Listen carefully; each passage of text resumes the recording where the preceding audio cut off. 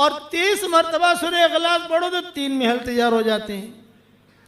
آج کل کے حالات کے اندر میں اپنے ساتھیوں سے، شاگردوں سے، شاگردنوں سے یہ درخواست کرتا ہوں، ہمارے واٹس ایپ کے سبقوں میں سب جگہ، کہ 313 مرتبہ سورہ اخلاص پڑھنے کی عادت ڈالو تو روزانہ انشاءاللہ 31 محل تیار ہو جائیں گے۔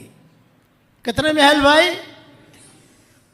اور 104 مرتبہ قرآن شریف پڑھنے کے برابر اللہ ثواب دے گا۔ 31 بنگلے روزانہ تیار ہو جائیں گے انشاءاللہ، اور کوئی انکم ٹیکس والا آپ کو فون نہیں کرے گا۔ دنیا میں آپ بنگلور کے اندر ایک فلیٹ لے لو 1000 اسکوائر فٹ کا، تو انکم ٹیکس والوں کو حساب دینا پڑتا ہے نہیں دینا پڑتا؟ اور یہاں تو 31 محل، گھر نہیں محل، قصر کا۔ حضور صلی اللہ علیہ وسلم نے حضرت عمر سے کہا تھا، عمر 10 مرتبہ سورہ اخلاص پڑھ، جنت کے اندر اللہ ایک محل دے دے گا۔ حضرت عمر نے کہا 10 مرتبہ سورہ اخلاص پڑھوں جنت میں ایک محل، میں تو بہت محل بناؤں گا۔ آپ نے فرمایا جتنی طاقت ہو بناتے بناتے تھکے گا، اللہ دیتے دیتے نہیں تھکے گا۔ تو 313 مرتبہ پڑھو گے انشاءاللہ؟ اچھا، 313 مرتبہ سورہ اخلاص، 313 مرتبہ درود شریف، 313 مرتبہ استغفار۔ استغفار میں شارٹ والا، اللہم اغفر لی، اللہم اغفر لی، وہ پڑھنا نہ آوے تو اردو میں کہہ دو اے اللہ مجھے معاف کر دے، اے اللہ مجھے معاف کر دے۔ اس لیے لوگ بیچارے سیدھے سادھے ہوتے ہیں، بعض مرتبہ انہیں کوئی چیز سمجھ میں نہیں آتی۔ ایک پٹھان ملا، پٹھان ابھی ہم سفر میں تھے نا، ایک پٹھان جو ہے وہ بیچارہ طواف کر رہا تھا، ظہر کے وقت میں آ کر اس نے پوچھا بھئی یہ طواف ختم کب ہوگا؟ ارے پٹھان صاحب کب سے شروع کیا؟ بولے فجر سے شروع کیا ہے، طواف ختم ہی نہیں ہوتا۔ اور بیچارہ صبح سے چلتے چلتے تھک گیا ظہر میں کہ طواف ختم کب ہوگا؟ ارے 7 چکر پر طواف ختم ہو جاتا ہے۔ ارے بھائی مجھے تو پتا نہیں، میں تو صبح سے لگا ہوا ہوں کہ طواف ختم ہوگا، کوئی رہے گا نہیں، اس کا مطلب ہے کہ طواف ختم ہو گیا۔ یہ تو جو ہے چل رہا ہوں تو لوگ آ رہے ہیں، چل رہا ہوں لوگ آ رہے ہیں، سیدھے سادھے آدمی ہوتے ہیں۔ مسجد قباء میں ہم گئے، ایک بڑھیا بیٹھی ہوئی کہتی تھی کہ اللہ پاک تیرے نبی کا عمرہ بہت آسان ہے، تیرا عمرہ بہت بھاری ہے، کہ تیرے عمرے میں بہت تھکتی ہوں، تیرے نبی کے عمرے میں نہیں تھکی۔ وہاں جا کر 2 رکعت نماز پڑھ لو، عمرے کا ثواب ملتا ہے کہ تیرے نبی کا عمرہ بہت اچھا ہے۔ ایسا مکہ میں کر دے نا اللہ پاک، تیرا عمرہ بہت بھاری ہے۔ سیدھے سادھے لوگ بیچارے، تو ایسے لوگ ہوتے ہیں جنہیں عربی پڑھنا بھی نہیں آتا تھا، میں ان سے کہتا ہوں اتنا کہہ دو اے اللہ مجھے معاف کر دے، اے اللہ مجھے معاف کر دے، اے اللہ مجھے معاف کر دے، مجھے معاف کر دے، 313 مرتبہ کرو گے انشاءاللہ۔ آپ اس کی اتنی عادت ڈال دو تو اس کے بعد جو دعا مانگو گے اللہ آپ کی دعا قبول کرے گا۔ اچھا، صبح شام کی جو تسبیح ہے نا، اس میں بھی درود شریف ہے، اس میں بھی استغفار ہے، جو اس میں آپ کور کر سکتے ہو۔ یعنی صبح شام 100 مرتبہ پڑھتے ہو، 200 مرتبہ ہو گیا، اب 213 مرتبہ اور پڑھنا ہے، اور کچھ نہیں۔ 313 مرتبہ سورہ اخلاص، 313 مرتبہ درود شریف، 313 مرتبہ استغفار، اتنی کی پابندی کرو، انشاءاللہ ثم انشاءاللہ آپ کہو گے کہ مولوی صاحب نے کتنی بڑی چیز دے دی۔ میرے والد صاحب رحمۃ اللہ علیہ مجھے کہتے تھے کہ بیٹا یونس، یہ یونس کو تھوڑا کھینچتے تھے، بیٹا یونس رات کو جب نیند نہ آوے نا تو 5-6 بنگلے بنا دینے کی جنت میں، تو بنگلے بن جائیں گے، نیند بھی آ جائے گی، سمجھ گئے؟ اور کہتے ہیں بیٹا دنیا میں آپ حضرات سے کہتا ہوں بنگلور میں پراپرٹیاں بہت بنائی، اللہ آپ کی پراپرٹیوں میں بہت برکت دے، ہماری دعا ہے۔ اب جنت میں یہ پراپرٹی بناؤ۔ اور ابا ایک بات اور بھی کہتے تھے، جو اللہ جنت میں بنگلہ دینے پر تیار ہے وہ بنگلور میں بھی دے دے گا، بمبئی میں بھی دے دے گا، جب وہاں دینے پر قادر رہتے دنیا میں نہیں دے سکتا۔ کچھ بنگلے اللہ یہاں بھی اتار دے گا۔ کون کون پڑھے گا انشاءاللہ بھائی؟ واہ واہ واہ واہ۔ اور ایک ہدیہ اور مختصر سا، آج کل لوگ بہت پریشان ہیں، جس کو دیکھو کاروبار نہیں ہے، قرضہ ہو گیا، جنات پریشان کر رہے، نظر لگ گئی، حسد ہے، قرضہ چڑھ گیا، قرضہ دیتا نہیں ہے. یہ ہے بھئی ہم تو جگ پیر ہے نا, جگ پیر, اس لیے ہم کو جو لوگ پوچھتے ہیں تو میں اس کا آسان علاج بتاتا ہوں آپ کو. آپ کے جیسے مسجد ہے, اس کے 4 کونے ہیں, دیکھو ایک کونا یہ, ایک کونا یہ, ایک کونا یہ, ایک کونا یہ. ویسے ہر آدمی کے گھر کے 4 کونے ہوتے ہیں کمرے کے, کوئی بھی کمرہ ہو. آپ کے محل ہے, آپ کے پاس کئی کمرے ہیں, ایک کمرہ خالی پکڑ لو آپ. ہر کونے میں روزانہ آیت الکرسی پڑھا کرو اور دم کر دو بس. آپ کے 5 بیڈ روم ہیں تو 5 بیڈ روم میں پڑھنا ضروری نہیں ہے. 5 بیڈ روم میں 3 ہال ہے, سب جگہ پڑھنا ضروری نہیں ہے. آپ ایک بیڈ روم کو پڑھ لو ایک بیڈ روم میں, دوسرے دن دوسرے بیڈ روم پکڑ لو, تیسرے دن تیسرا پکڑ لو ایسا. اور اگر سب کو نہیں کرنا ہے, ایک ہی میں پڑھتے رہنا ہے تو ایک ہی میں پڑھو. 4 کونوں میں 4 مرتبہ آیت الکرسی پڑھو تو اس سے 2 فائدے ہوں گے. یہ جتنی پریشانیاں ہیں وہ پریشانیاں بھی دور ہو جائے گی انشاءاللہ, اور اللہ مال بھی بہت دے گا. یہ حضرت عبد الرحمن ابن عوف کا معمول تھا, روزانہ پڑھتے تھے. عبد الرحمن ابن عوف کہتے تھے کہ دیکھو یہ میرا معمول ہے, میں کرتا ہوں. اللہ نے مجھے 4 بیویاں دی, اتنا مال دیا, جب ان کا انتقال ہوا تو اتنا سونا نکلا ان کے گھر میں سے, جب اس کو کاٹنے لگے تو جو کدالی ہوئی تھی کدالی بھی ٹوٹ گئی,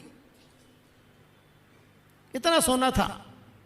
اور صحت مند تھے عبد الرحمن ابن عوف, صحت مند. حضور صلی اللہ علیہ وسلم نے انہیں صادق الایمان کہا تھا. جب حضور کا انتقال کا وقت قریب آیا تو مائیں بیٹھی تھی آپ کے انتقال سے پہلے, تو ام سلمہ نے پوچھا حضرت آپ تو دنیا سے جا رہے ہو تو آپ کے بعد ہمارے گھر خرچے کا کیا ہوگا, یہ سوال کیا تھا ام سلمہ نے کہ آپ تو جا رہے ہو تو ہمارے گھر خرچہ, کھانا پینا. تو حضور نے آنکھیں کھولی اور یہ فرمایا کہ ایک صادق الایمان آدمی آئے گا جو تمہارا پورا خرچہ اٹھائے گا. نام نہیں لیا تھا, اتنا جملہ کہا تھا کہ ایک صادق الایمان آئے گا وہ تمہارا خرچہ اٹھائے گا. مائیں کہتی تھی جب حضور نے کہہ دیا تو مطمئن ہو گئی. جب حضور کا انتقال ہو گیا تو انتظار کرتے تھے کون صادق الایمان آتا ہے, کون آتا ہے. یہی عبد الرحمن ابن عوف آئے, اور انہوں نے جو ہے سارا کا سارا باغ جو تھا ماؤں کے لیے وقف کر دیا. عبد الرحمن ابن عوف نے کچھ ساری آمدنی جو ہوتی تھی ماؤں کو بھیجتے تھے.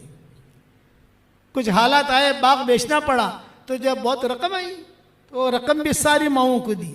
حضرت عائشہ کہتی تھی عبد الرحمن ابن عوف کا پوتا تھا, پوتا, وہ کھیلتا کھیلتا حضرت عائشہ کے کمرے میں چلا جاتا تھا تو حضرت عائشہ اسے اپنے سینے سے لگاتی تھی اور کہتی تھی بیٹا تیرے دادا کے لیے روزانہ میں دعا کرتی ہوں کہ اللہ اس کے دادا کو جنت کے سلسبیل چشمے سے پانی پلا. روزانہ دعا کرتی ہوں, تیرے دادا کے ہم پر بڑے احسانات ہیں. یہ عبد الرحمن ابن عوف کا معمول تھا. تو اب کرو گے انشاءاللہ آیت الکرسی. اور تیسری بات, جو مجھے اپنی دعاؤں میں یاد رکھتا ہے میں اس کے لیے دعا کرتا ہوں. آپ میرے لیے دعا کرو گے تو میری دعا میں پارٹنر رہو گے انشاءاللہ, کرو گے انشاءاللہ. اور چوتھی بات, میرے سبق سنتے رہو. آپ مولانا یونس پالم پور انسٹاگرام پر چلے جاؤ تو روزانہ آپ کو نئی نئی نئی باتیں سننے ملیں گی روزانہ. آج کل حضور صلی اللہ علیہ وسلم کی سیرت چل رہی ہے تو 102 پارٹ ہوئے ہیں اور 300 پارٹ میں نے تیار کیے ہیں. اس میں حضرت عمر کا قصہ چل رہا ہے, کسی کا قصہ چل رہا ہے, وہ سارے آپ کو تھوڑی تھوڑی باتیں کان پر پڑے گی کہ کیا سیرت ہے حضور کی. ہاں, جناتوں کے قصے میں نے بیان کیے, بہت کچھ بیان کیا ہے. یہ مضمون جو میں نے بیان کیا یہ امام صاحب کی برکت ہے. جناتوں کا جو میں نے بیان کیا, حالانکہ جناتوں کا بیان زیادہ ہوا نہیں, بیچ میں آ گئی دوسری باتیں. جناتوں کا مستقبل مجھے بیان کرنا تھا, اللہ جب توفیق دے گا تو دوسری مرتبہ آگے بیان کریں گے انشاءاللہ. اب یہ بتاؤ اللہ کے راستے میں نکلو گے کہ نہیں نکلو گے بھائی؟ سارا مجمع یہ نیت کرے کہ ہمیں دین کا کام کرنا ہے, اور دین کے کام کرنے کے لیے آسان شکل ہے دعوت و تبلیغ. یہ آسان ہے. آپ قرآن کا ترجمہ نہیں کر سکتے, آپ بیان نہیں کر سکتے, آپ جو ہے لمبی چوڑی باتیں لوگوں کو نہیں سمجھا سکتے, لیکن اللہ کے راستے میں نکل کر کبھی 3 دن کے لیے نکلو, کبھی چلے کے لیے نکلو, کبھی 3 چلے کے لیے, جیسے فرصت ملے آپ کو, لیکن دین پر رہنے کی کوشش کرو. بے دین دیندار مت بننا. اس امت کو اور اسلام کو اور مسلمانوں کو کہ تمہارے مال کو بھی نہیں دیکھتا کتنا مال ہے، لیکن ڈائریکٹ اللہ کی نگاہ انسان کے دل پر جاتی ہے. دل میں اگر گند بھری ہوئی ہے تو کوئی عبادت قبول نہیں ہوگی، اور دل صاف ہے تو عبادت بھی قبول ہوگی، دعا بھی قبول ہوگی. عشاء کی نماز ہم نے پڑھی اور دل کے اندر کچرا بھرا ہوا ہے، کسی کے بارے میں حسد ہے، کسی کے بارے میں بدگمانی ہے، کسی کے بارے میں کیا ہے، کسی کے بارے میں کیا ہے، تو کیا کہتے ہیں کہ نیکیاں مل جائیں گی. فرشتہ کیا لکھے گا کہ اس نے عشاء کی نماز پڑھ لی، فرض ادا ہو گیا. لیکن اس نماز پر جو نتیجہ نکلتا ہے وہ نہیں نکلے گا، وہ نہیں نکلے گا. اس لیے اس وقت میں یہ بنیادی چیز ہے کہ آدمی اپنے دل پر بھی محنت کرے. ظاہری نماز ہماری اچھی ہو، ہم فکر کرتے نہیں کرتے، رکوع برابر ہو، سجدہ برابر ہو، کپڑے ذرا پاک صاف ہوں، خوشبو ہو، خوش و خضو کے ساتھ نماز پڑھیں. اس سے زیادہ ضروری ہے کہ آدمی کا دل جو ہے صاف ہونا چاہیے. جس کے دل صاف ہوتے ہیں اس کو ہوائیں بھی سلام کرتی ہیں، اور جس کے دل میں کچرا ہوتا ہے تو خیر آ کر بھی چلی جاتی ہے. دروازے پر آئے گی خیر، لیکن دیکھے گا کہ ہاں ان کے دل کے اندر کچرا ہے تو خیر نکل جائے گی. کسی زمانے میں افغانستان میں حالات آئے تھے، آج سے 600-700 سال پہلے کا ایک قصہ ہے. زلزلے آئے. عام طور سے جہاں پہاڑ ہوتے ہیں وہاں زلزلے نہیں آتے، عام طور سے یہ اللہ کا نظام ہے کہ وہاں زلزلے کم آتے ہیں. جہاں پہاڑ زیادہ ہوں قریب وہاں زلزلے کم آتے ہیں. وہ پہاڑ جو ہے وہ زمین کو ہلنے سے وہ روک دیتے ہیں. تو وہاں پہاڑ بہت ہے، لیکن کچھ وہ حالات آئے ان پر 700 سال پہلے. کوئی لاوا پھٹا، آگ نکلی، اس میں پھر زلزلہ بھی آیا، کئی لوگ دائیں بائیں ہو گئے. تو ایک عورت اپنے چھوٹے بچوں کو لے کر وہاں سے پیدل تاشقند پہنچی. یہ سب بارڈریں ملی ہوئی ہیں، تاجکستان، ازبکستان، تاشقند، سمرقند، بخارا، ترمیز، نسائی، امام نسائی جہاں کے تھے، یہ ساری بارڈریں جو ہے ملتی ہیں. وہ بچ گئی ایک عورت اپنے بچوں کو لے کر. اس کا شوہر انتقال ہو گیا، اس کے ماں باپ مر گئے، بھائی بہن مر گئے. ابھی جان بچا کر اللہ حفاظت فرمائے. اس کو کہتے ہیں بوائق دہر، زمانے کا الٹ پھیر، کہ بیٹھا بیٹھا آدمی ہے اور اچانک جو حال آ گیا. اللہ حفاظت فرمایا. اس لیے حدیث میں دعا منگوائی کہ اللہم انی اعوذ بک من شر بوائق الدہر، اے اللہ زمانے کے الٹ پھیر سے تو میری حفاظت فرمانا.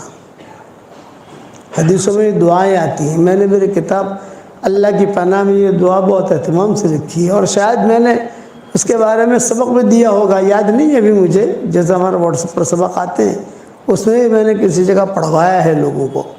تو یہ عورت چلتے چلتے اپنے جان بچا کر، بچوں کی جان بچا کر، میں کس کو سنا رہا ہوں یہ قصہ؟ دل کی صفائی. میرے والد صاحب رحمۃ اللہ علیہ فرماتے تھے کہ ایک مشرک ہے، اگر اس کا بھی دل صاف ہوگا نا تو سب سے پہلے اللہ اس کو ہدایت دے دے گا. یہ ابا فرماتے ہے مشرک، لیکن دل اگر صاف ہے اور یہ دل سے جو لوگوں کی خدمت کرنا سوچتا ہے، یہ کرتا ہے، تو سب سے پہلا کام اللہ کی طرف سے یہ ہوگا کہ اس کو ہدایت ملے گی، کار خیر کرنے کی توفیق ملے گی، آگے بڑھتا رہے گا وہ. تو یہ لڑکی بیچاری پہنچی تاشقند اپنے بچوں کو لے کر. تو امیر تاشقند جو تھا یہ مسلمان تھا. سیدھی گئی وہاں پر، اور وہاں جا کر اس نے اس سے کہا کہ دیکھ میں جو ہے سید گھرانے کی ہوں، اور افغانستان سے چلتے چلتے چھوٹے بچوں کو لے کر آئی ہوں. میرا سارا گھر اجڑ گیا ہے، اور میں سید گھرانے کی ہوں، تو میری مدد کر. تو اس نے کہا میں تیری مدد کروں لیکن ایک شرط کے ساتھ کہ تو سید گھرانی کی ہے. تو دلیل لا ثبوت لا ثبوت. بھائی تو سید گھرانے کی کیا ثبوت ہے؟ کوئی راستے میں چلتے چلتے کہہ دے میں سید گھرانے کا ہوں تو ایسا تو مانا نہیں جاتا.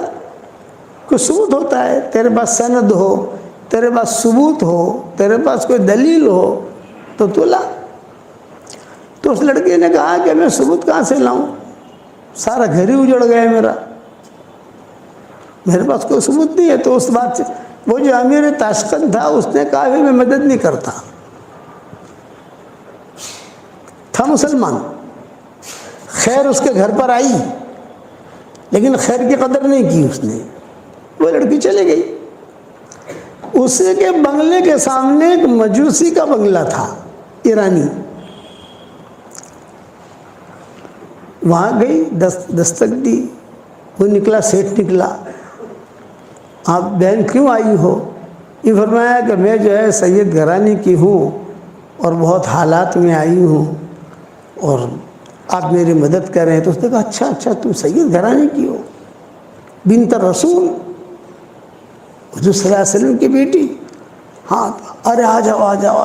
بہت اکرام کیا. حالانکہ وہ مجوسی تھا. وہ امیر جو تھا وہ مسلمان تھا اور یہ مجوسی تھا, لیکن صاف دل کا تھا, معاملات کا کلیئر تھا. تو چنانچہ کتابوں میں لکھا ہے کہ دیکھو یہ 3 کمرے جو ہے وہ تیرے ہیں, تیری بچوں کے, تو آرام سے رہے جب تک تو زندہ رہے اور تیرے بچے زندہ رہے تب تک تو رہے یہاں پر. میری طرف سے اجازت ہے. کھانا پینا سب تجھے مل جائے گا, فکر مت کرنا. خیر لڑکی خوش ہو گئی کہ اس مسلمان نے مدد نہیں کی, یہ مجوسی نے مدد کی. رات کو وہ جو امیر تاشقند تھا یہ سویا.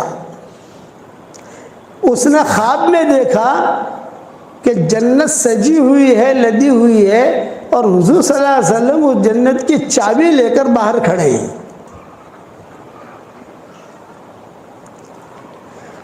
تو یہ امیر تاشقند جو مسلمان تھے گئے, کہا السلام علیکم یا رسول اللہ. آپ نے کہا وعلیکم السلام. تو یہ چابی کس کی ہے جنت کی؟ تو آپ نے کہا مومن کی ہے, مومن کی. تو اس نے کہا میں بھی مومن ہوں. تو آپ نے کہا اچھا تو مومن ہے, دلیل لا, ثبوت لا, ثبوت, سند. کیا دلیل ہے کہ تو مومن ہے؟ جب آپ نے اتنا جملہ کہا خواب میں کہ تم دلیل لا, ثبوت لا, سند لا, وہ سمجھ گیا. پھر حضور صلی اللہ علیہ وسلم نے ڈانٹا اس کو خواب میں, میری بیٹی تیرے پاس آئی تھی اور کہا میں سید گھرانے کی ہوں, اور تو نے دلیل مانگی, ثبوت مانگا, سند مانگی, اور تو نے اس کی مدد نہیں کی. تو میں تجھے چابی کیسے دوں؟ تو مومن ہے, دلیل لا. خیر وہ حضور نے جب ڈانٹا تو وہ گھبرا کر کھڑا ہو گیا. خواب اس کا پورا ہو گیا. اسے پتا تھا کہ یہ لڑکی گئی ہے مجوسی کے یہاں, سیدھا گیا یہ مجوسی کے یہاں اور کہا آن الملک, میں بادشاہ ہوں, یعنی یہاں کا امیر تو میں ہوں. وہ لڑکی جو تمہارے پاس آئی ہے وہاں یہی بات کہی, یعنی ہماری سنا ہی نہیں, وہ تو بڑا آدمی ہے. تو ساتھیوں نے کہا جو تم نے بات کہی ہے وہی بات تقی صاحب نے فلاں جگہ کہی. ایک چیز دیکھی میں نے وہاں کہ دل بہت صاف. اس لیے میرا یہ جملہ گھر جا کر بھی تھوڑا سا سوچنا کہ مولوی صاحب نے کیا کہا. یہ ہر کام آسان ہے, دل کو صاف رکھنا مشکل ہے, اور اللہ کی جو مدد آتی ہے وہ دل کی صفائی کے ساتھ آتی ہے. انما یتقبل اللہ من المتقین. دل صاف ہوگا تو خیریں سلام کریں گی آپ کو, جیسے مجوسی کو بھی اللہ نے ہدایت دے دی. دل صاف تھا اس کا, ہدایت مل گئی اس کو. اور جو مسلمان تھا بادشاہ اور جس کا تعلق بھی بڑے بڑے لوگوں سے, لیکن دل میں کچرا بھرا ہوا تھا, تو اللہ نے اسے محروم کر دیا. پوری سیرت میں آپ کو یہ قصے ملیں گے. پوری سیرت میں. طفیل ابن عمرو الدوسی تھے, ان کا دل بہت صاف تھا, بہت بڑے شاعر تھے, قبیلے بنی دوس. حضرت ابو ہریرہ اسی قبیلے کے تھے رضی اللہ تعالیٰ عنہ. یہ جب مکہ مکرمہ آئے تو مکہ مکرمہ یہ آئے حضور صلی اللہ علیہ وسلم سے ملنے نہیں آئے تھے.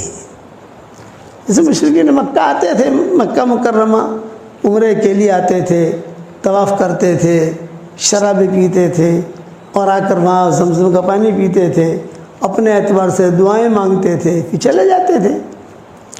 وہ اس اعتبار سے آئے تھے طفیل بن عمرو الدوسی. تو مشرکین مکہ کو پتہ چلا کہ طفیل آئے ہیں, طفیل آئے ہیں. بہت ہمارے علامہ اقبال کے سب معروف ہیں کہ علامہ اقبال کے اشعار, علامہ اقبال. ویسے ہی طفیل بن عمرو الدوسی تھے. عربوں میں اچھے اچھے اشعار پڑھتے تھے تو لوگ جو ہے وہ جھوم جاتے تھے, بڑے بڑے اچھے اشعار پڑھے, بہت اچھے اشعار پڑھے, اور پڑھو اور پڑھو اور پڑھو. یہ طفیل بن عمرو الدوسی دل کے صاف, دل میں کوئی کچرا نہیں. یہ جب مکہ مکرمہ پہنچے تو مشرکین مکہ نے دیکھا کہ ارے طفیل آئے, طفیل اتنا بڑا آدمی آیا ہے, بہت لبیب. ان کو کہتے تھے طفیل بن عمرو الدوسی کان شاعرا کان لبیبا, یہ ان کا نام تھا. کان شاعرا کان لبیبا, لبیب کا مطلب یہ بہت زیادہ عقل مند. معمولی اشارہ بھی سمجھ لے. تو مشرکین مکہ نے ان کو گھیر لیا اور گھیر کر یوں کہا کہ طفیل تم یہاں مکہ میں آئے ہو, لیکن تمہیں پتہ چلنا چاہیے ایک آدمی ہے جس کا نام محمد احمد ہے, وہ اپنے آپ کو کہتا ہے میں اللہ کا نبی ہوں, تو تم جو ہے اس کی بات مت سننا. اس کی بات میں اتنا جادو ہے کہ تمہارے شہر میں جادو نہیں ہے. تم جو اشعار پڑھتے ہو اشعار میں جادو نہیں ہے, بس اس کی بات تمہارے کان میں نہ پڑے. خوفنی, حدیث کو جملہ خوفنی, ڈرایا مجھے, بہت ڈرایا, بہت ڈرایا, اور میں ڈر بھی گیا. انسان جو ہے یہ تو کمزور ہے نا, کسی چیز کے بارے میں کچھ کہو تو یہ کہو بکری کو دیکھنا مت, بکری کو دیکھنا مت, تیری بات تم چلاؤ, تو لوگ یہ واقعہ دیکھنا چھوڑ دیں گے اس کو.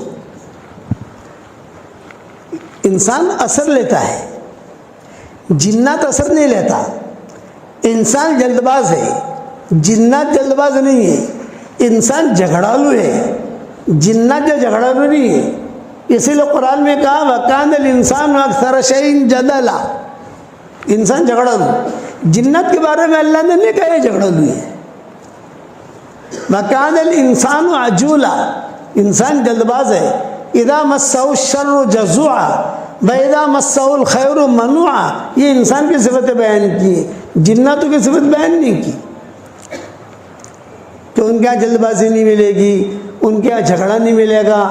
بتھم بتھا تھوڑی بہت تو ہوگی, لیکن ہماری طرح جھگڑے نہیں ہوں گے کہ اس کو قتل کر دے, اس کو قتل کر دے, اس کا مال ہڑپ کر جاوے, اس کا مال ہڑپ کر جاوے. یہ چیز نہیں, اپنی زندگی گزاریں گے وہ.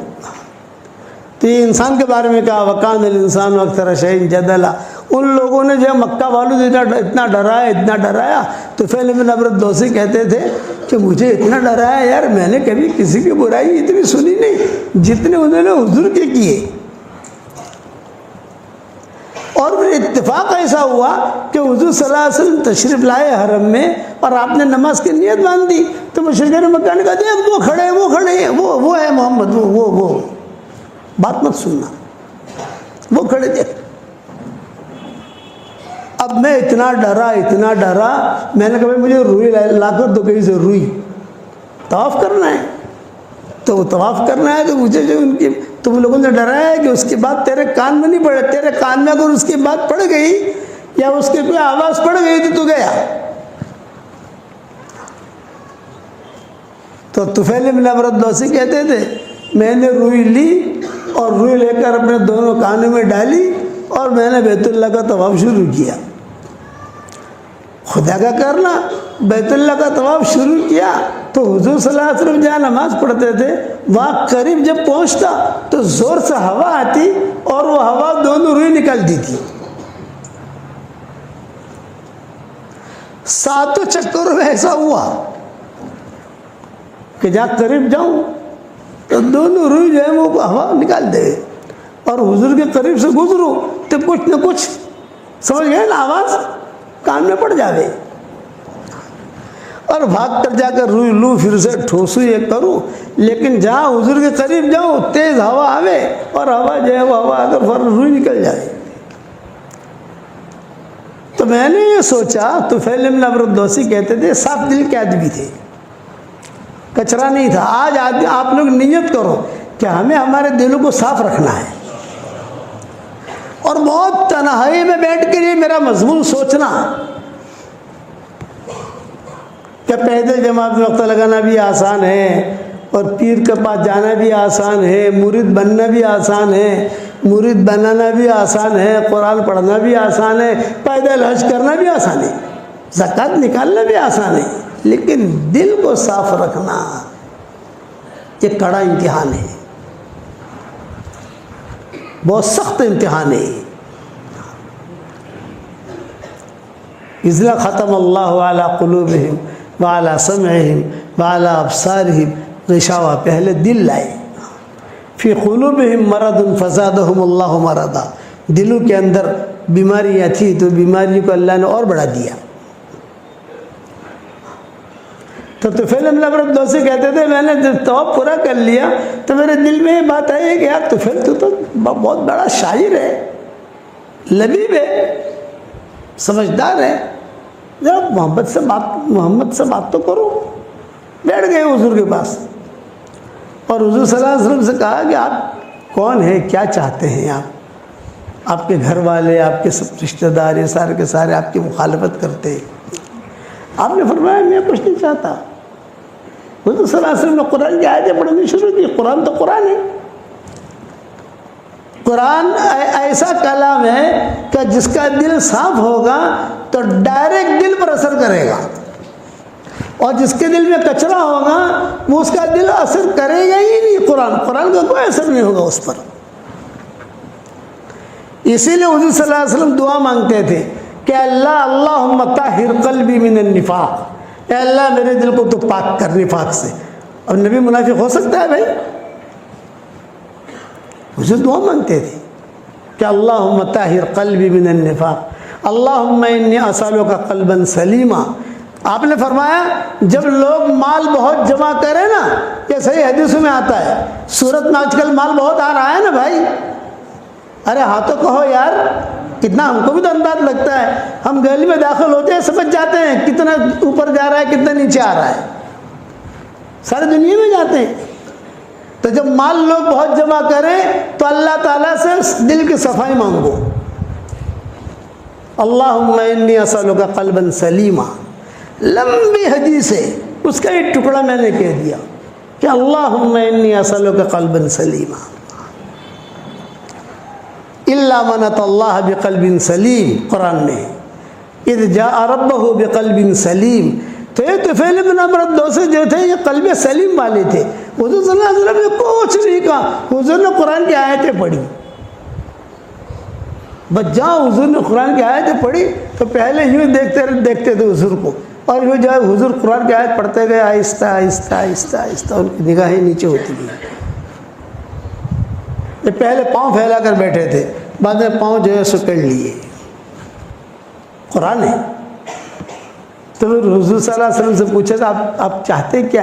میں کہتا ہوں مسلمان ہو جائے، کامیاب ہو جائے گا تو، یہ کہاں چکروں میں پڑھا ہے اس کے، تو مجھے کیا کرنا پڑے گا؟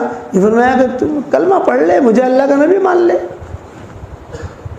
مسلمان ہو گئے۔ وہ وہاں مشرکین مکہ دیکھ رہے تھے، وہ کہہ رہے تھے کہ ارے یار یہ بھی جو ہے نا اس کے باتوں میں آ گیا، یہ باتیں کر رہا ہے، اب ہاتھ ہلنے بند ہو گئے ہیں، پاؤں بھی سکڑنے لگے ہیں، اور آنکھیں بھی، نظریں بھی جو ہے نیچے ہونے لگی ہے، مانو نہ مانو یہ مسلمان ہو گیا۔ اچھا یہ معالج بھی تھے، علاج بھی کرتے تھے، جنات وغیرہ کا علاج، جنات ہو، جادو ہو، یہ تو شروع سے چلا آ رہا ہے نا، جنات، جادو، تو یہ علاج بھی تھے، وہ علاج بھی کرتے تھے۔ تو مشرکین مکہ نے کہا تھا ان کو کہ دیکھو ذرا دماغ ابن ثعلبہ کو بھی کہا تھا، دماغ کو بھی کہا تھا ان کو بھی کہا تھا کہ دیکھو تم جاؤ تو اس کی بات مت ماننا، ایسا لگ رہا ہے کہ محمد پر جادو ہو گیا ہے، کسی کا نظر لگ گئی ہے، تو ذرا علاج بھی کر دینا۔ تو انہوں نے کہا ٹھیک ہے میں علاج کر لوں گا، بے فکر رہو۔ اب جب حضور صلی اللہ علیہ وسلم گھر میں گئے تھے، پیچھے پیچھے گھر تک چھوڑنے گئے، وہاں ساری ٹولی دیکھ رہی تھی، یہ تو حضور کے ساتھ جا رہے ہیں۔ اور حضور صلی اللہ علیہ وسلم گھر میں چلے گئے۔ گھر میں جانے سے پہلے انہوں نے کہا طفیل بن عمرو الدوسی نے کہ حضرت میں میری قوم کا بڑا ہوں اور ساری قوم جو ہے یہ مجھے اپنا بڑا مانتی ہے۔ ابو ہریرہ جو تھے اسی قبیلے کے تھے، قبیلے بنے دوست کے تھے ابو ہریرہ، بعد میں مسلمان ہوئے ہیں۔ اب طفیل بن عمرو الدوسی کو مارنے والے یہ ابو ہریرہ تھے۔ ارے کیا تو اسلام کی بات کر رہے ہیں یہاں پر ہمارے گاؤں میں آ کر؟ یہ اسی قبیلے کے تھے، طفیل بن عمرو الدوسی کے قبیلے کے ابو ہریرہ۔ تو حضور صلی اللہ علیہ وسلم نے فرمایا کہ ہاں تمہارے قوم میں جاؤ اور ان کو اللہ رسول کی طرف دعوت دو، کوئی بات نہیں ہے، تم جاؤ دعوت دینا۔ یہ کہہ کر طفیل بن عمرو الدوسی جو ہے لوٹے تو مشرکین مکہ نے پکڑ لیا۔ ارے طفیل کیا ہوا کیا ہوا؟ یہ فرمایا میں گیا تو تھا ان کے علاج کرنے کے لیے، لیکن انہوں نے میرا علاج کر دیا۔ میں گیا تھا محمد کے علاج کرنے کے، محمد کے علاج کروں، تو انہوں نے میرا علاج کر دیا اور میں مسلمان ہو گیا۔ تو مکہ والوں نے کیا کہا؟ ہمارا تمہارا کوئی جوڑ نہیں، کوئی بات نہیں، تمہارا تم سے دوست رکھنے کا مجھے کوئی فائدہ بھی نہیں ہے، یعنی مجھے تمہاری ضرورت بھی نہیں ہے، کوئی مسئلہ نہیں ہے۔ چلتے چلتے انہوں نے ایک بات حضور صلی اللہ علیہ وسلم سے پوچھی تھی، ایک بات فرمایا حضرت میں اپنے قوم کا بڑا تو ہوں، لیکن ایک مسئلہ ہے، وہ مسئلہ یہ ہے کہ میں وہاں جا کر دعوت دوں گا تو یہ لوگ پوچھیں گے کوئی نشانی بشانی ہے کہ نہیں، کچھ آپ دعا کر دیں کہ اللہ تعالیٰ کوئی نشانی دے دے مجھ کو۔ تو حضور نے دعا کے لیے ہاتھ اٹھائی، اللہم اجعل لہ آیہ، اللہم اجعل لہ آیہ، اے اللہ اس کو نشانی دے دے۔ فرشتوں نے آمین کہی، حضور نے آمین کہی، طفیل بن عمرو الدوسی نے آمین کہی، دعا قبول ہو گئی۔ طفیل بن عمرو الدوسی کہتے ہیں میں مشرکین مکہ میں اعلان کر کے نکلا بھی، میں تو مسلمان ہو گیا ہوں، میں تو جا رہا ہوں، اور کوئی بات نہیں۔ اب یہ روانہ ہوئے، اپنے قبیلے میں پہنچے۔ ان کا قبیلہ پہاڑوں کے بیچ میں رہتا تھا، یعنی ان کے قبیلے میں جانا ہو، داخل ہونا ہو تو جب پہاڑ سے اتر کر پھر نیچے جاؤ آپ تو ان کا قبیلہ ملے گا۔ سب کے گھر رہتے تھے وہاں اور چاروں طرف پہاڑیاں۔